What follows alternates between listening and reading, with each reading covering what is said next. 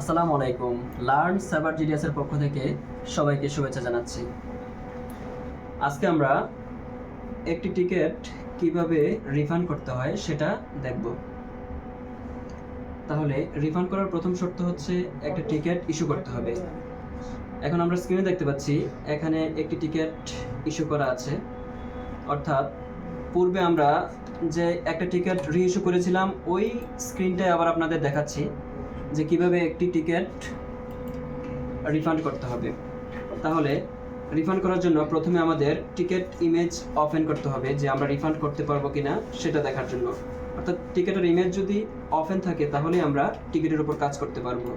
তাহলে আমরা টিকিটের ইমেজ ওপেন করার জন্য ম্যান্ডেটরি কমান্ড WETR ডিসপ্লে টিকিটের লাইন নাম্বার 3, অর্থাৎ এখানে আমরা দেখতে পাচ্ছি যে 2 এবং 3 সিরিয়ালে দুইটা টিকিট দেখাচ্ছে, কিন্তু আমরা ইতিপূর্বে 2 নাম্বার টিকিটকে রিইস্যু করে 3 নাম্বার টিকিট পেয়েছিলাম। তাহলে 2 নাম্বার টিকিটের ইমেজ আমরা দেখেছিলাম যে এক্সচেঞ্জ আছে এবং 3 নাম্বার টিকিট এর ইমেজ ছিল ওপেন।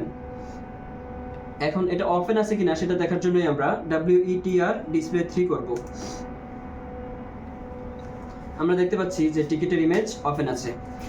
তাহলে রিফান্ড করার জন্য আমাদেরকে একটা রিফান্ড চার্জ দিতে হয়। তাহলে এই টিকিটটা রিফান্ড করতে আমাদের রিফান্ড চার্জ কত সেটা দেখার জন্য আমরা রিফান্ড চার্জ বের করব। তাহলে হিস্টোরিক্যাল ফেয়ার দেখতে হবে। রিফান্ড চার্জ বের করার জন্য আমরা এখন FQ করব। FQ fair code. ফেয়ার কোডের মানে হচ্ছে FQ। তারপর ইস্যু ডেট 21 মে 25। তারপর আমরা সেক্টর উল্লেখ করব। সেক্টরের ঢাকা টু সিঙ্গাপুর, অর্থাৎ আমরা কোথা থেকে কোথায় যাব, ফার্স্ট অরিজিন এবং ফার্স্ট ডেস্টিনেশন। তারপর আমরা দেখব যে ট্রাভেল ডেট দেওয়া আছে এখানে 25 জুন 25 মাইনাস ক্যারিয়ার। আমরা বিমান বাংলাদেশের টিকিট যেহেতু, তাহলে বিমান বাংলাদেশের BG। Cross of Lorraine mandatory হচ্ছে B, তারপর ক্লাসের Y। এতটুকু দিলেই আমরা এখানকার টিকিটের রিফান্ড চার্জের রুলস দেখতে পাবো। এন্টার দিলাম। আমরা টিকিটের ইমেজে দেখতে পেয়েছিলাম টিকিটের ফেয়ার বেসিস হচ্ছে YBDO এবং বেস ফেয়ার 500 USD। এই দুটো জিনিস যেই লাইনের সাথে মিলে যাবে সেটি আমরা রুলসে দেখব। এই যে আমরা দেখতে পাচ্ছি 1 নাম্বার সিরিয়ালে ফেয়ার বেসিস YBDO এবং বেস ফেয়ার 500 USD দেখাচ্ছে। তাহলে আমরা রুলস দেখার জন্য mandatory command RD serial number 1 cross of Lorraine 16। অর্থাৎ আমরা যে কোনো রুলস দেখতে চাই তাহলে আমাদের ফ্যালান্টিস চেক করতে হয়। ফ্যালান্টিসের রুল নাম্বার 16তে ফ্যালান্টিস দেখানো হয় এবং রিফান্ডের জন্য রুল নাম্বার 33।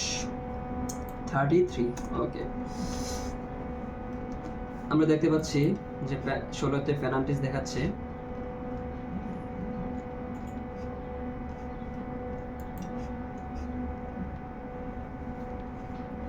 এখানে ভলান্টারি রিফান্ড এবং রিফান্ড চার্জ দুইটা জিনিস আমরা চেক করব, ভালোভাবে পড়ে নেব। If request is made more than 24 hours, departure penalties are as follow from Bangladesh USD 70। অর্থাৎ এখানে বোঝাচ্ছে যে ফ্লাইটের 24 ঘন্টা আগে যদি আমরা রিফান্ড করি, তাহলে যদি অরিজিন বাংলাদেশ হয় তাহলে আমাদেরকে রিফান্ড চার্জ হিসেবে $70 দিতে হবে, আর যদি অরিজিন সিঙ্গাপুর হয় তাহলে $70 সেম। আর যদি 24 ঘন্টার মধ্যে যদি আমরা রিফান্ড করতে চাই তাহলে বাংলাদেশ অরিজিন হলে $120 দিতে হবে, সিঙ্গাপুর হলে $120। তাহলে যেহেতু আমাদের ফ্লাইটের সময় অনেক আছে এখনো, তাহলে আমরা 24 ঘন্টার বাইরে আছি, সেহেতু আমাদের রিফান্ড চার্জ হবে $70। তাহলে এই রিফান্ড চার্জ $70কে আমাদের কনভার্ট করে বাংলাদেশ কারেন্সিতে কত আসে সেটা আমরা দেখব। তাহলে ইউএসডি কে কিভাবে বিডিটিতে কনভার্ট করতে হয় আমরা এটা কোডের মাধ্যমে বের করে নেব। DC cross of Lorraine USD 70/BDT।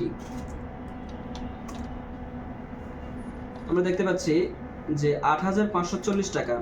আমরা যদি এই টিকিটটা রিফান্ড করতে চাই তাহলে রিফান্ড চার্জ হিসাবে ৮৫৪০ টাকা এয়ারলাইনকে দিতে হবে রিফান্ড চার্জ হিসাবে। তাহলে আমরা দেখতে পেলাম রিফান্ড চার্জের অ্যামাউন্ট। আইআর করে আবার পূর্বের পেজে ফিরে যাব, ডিসপ্লেটি করব। আমরা যে টিকিটটা রিফান্ড করব ওই টিকিটটা কপি করে নিব। এবার রিফান্ডের mandatory command William father Roger, ticket number cross of Lauren, এ হচ্ছে এয়ারলাইনের এয়ারলাইন ক্যারিয়ার হচ্ছে বিজি, ক্রস অফ লরেন যাত্রীর লাইন নাম্বার এন 1.1 হচ্ছে যাত্রীর লাইন নাম্বার। ওকে, আমরা এন্টার দিব। এখন আমরা দেখতে পাচ্ছি স্ক্রিন 10 চলে আসছে। এই স্ক্রিন 10 এর মধ্যে আমাদের দুইটা কাজ করতে হবে। একটা হচ্ছে সেগমেন্টের এখানে আর করতে হবে, অর্থাৎ রিফান্ডের আর হবে, আর নেক্সটের এখানে এক্স-রে। এন্টার দিব। তারপর স্ক্রিন নাম্বার 30 চলে আসবে। এখানে আমাদের দুইটা কাজ করতে হবে। প্রথম কাজ হচ্ছে রিফান্ডের অ্যামাউন্ট দিতে হবে, রিফান্ড চার্জের অ্যামাউন্ট। আমরা $70 রিফান্ডের অ্যামাউন্ট আমরা বের করে পেয়েছিলাম ৮৫৪০ টাকা। এই অ্যামাউন্ট আমরা এখানে বসাই দেব চেঞ্জ পি অ্যামাউন্টে। তারপর নেক্সটের এখানে এক্স-রে করব। এক্স-রে করার পর আমরা এন্টার করব। এন্টার করার পর আমাদের স্ক্রিন নাম্বার 30-তে রেখে দিয়েছে, কারণ হচ্ছে আমাদেরকে কনফার্ম করার জন্য আবারও এক্স-রে করতে হবে। ভেরিফাই করার জন্য এখানে ডাবল এক্স-রে করতে হয়।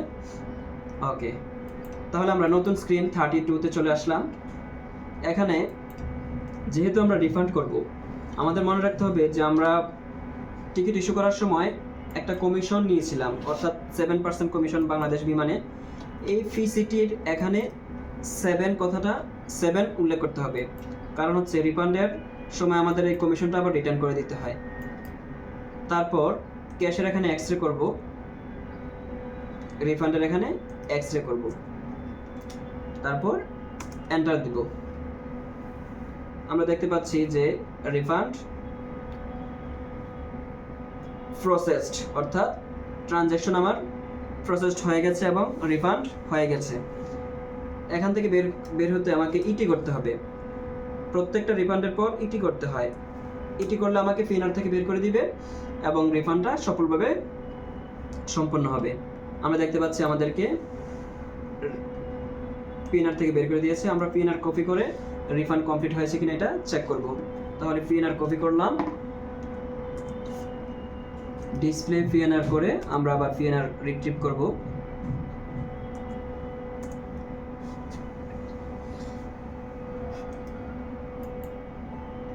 ডিসপ্লে টি করে দেখব যে আমাদের টিকিটটা রিফান্ড হয়েছে কিনা।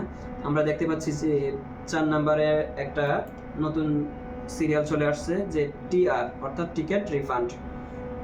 তাহলে এটা চেক করার জন্য আমরা WETR ডিসপ্লে, আমরা 3 নম্বর টিকিটটা রিফান্ড করেছিলাম, তাহলে আমরা টিকিট নাম্বার 3 চেক করে দেখব যে রিফান্ড চলে আসছে কিনা।